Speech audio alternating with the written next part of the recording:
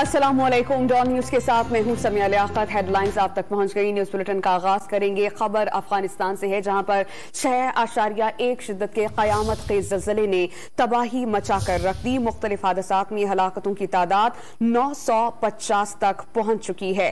वज़ीर-ए-आज़म शहबाज शरीफ ने कीमती जानों के ज़िया पर दुख का इजहार किया है।